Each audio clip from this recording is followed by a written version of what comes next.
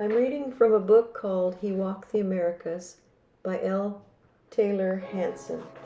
And this is the story of a man who walked from South America through Canada, talking to all the natives, and each of them tell their stories.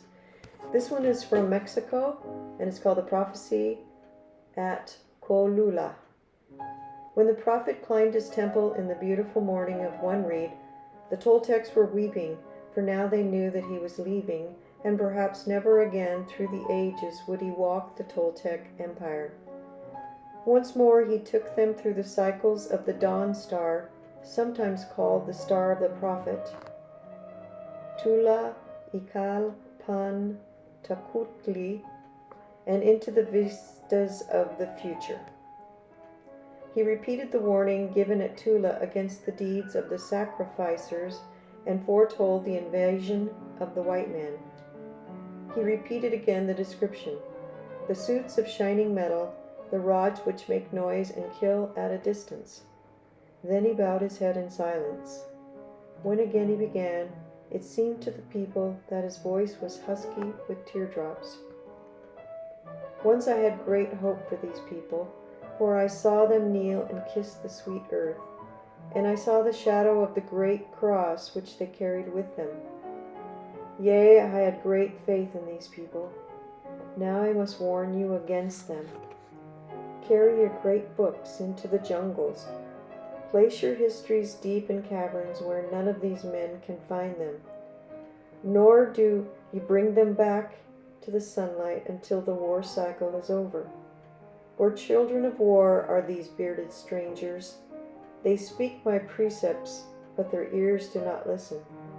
They follow only the law of the jungle. They seek not but the golden metal, as if that would buy them passage into the isles of the blessed. They have but one love, and that is for weapons. Ever more horrible are these weapons, until they reach for the one that is ultimate. Should they use that, there will be no forgiveness in that veil where there is no turning. Using such a weapon to make man over is reaching into space for the Godhead.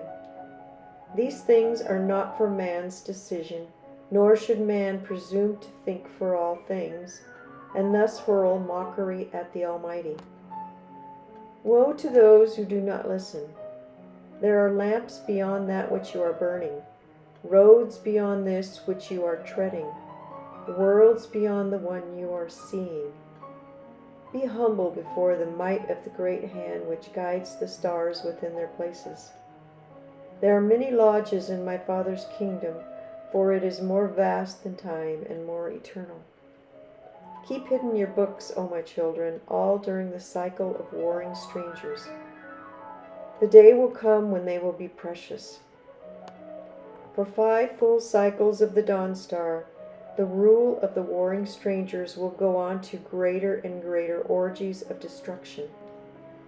Hark well to all I have taught you.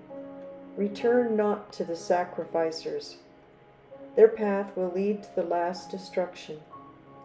Know that the end will come in 5 full cycles. For 5, the difference between the earth's number and that of the gleaming dawn star, is the number of these children of warfare.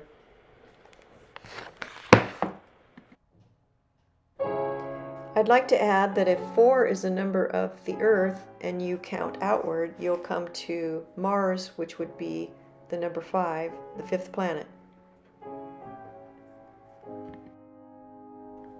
I'd like to also add that it says, should they use the ultimate weapon, that is to make man over, which is reaching into the space of the Godhead. I believe this would be the transhumanist agenda.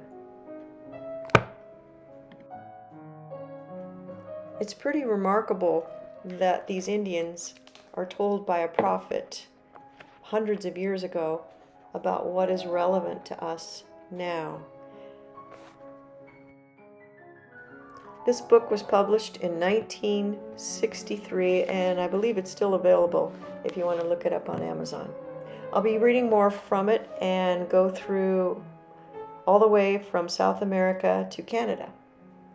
Thanks for listening.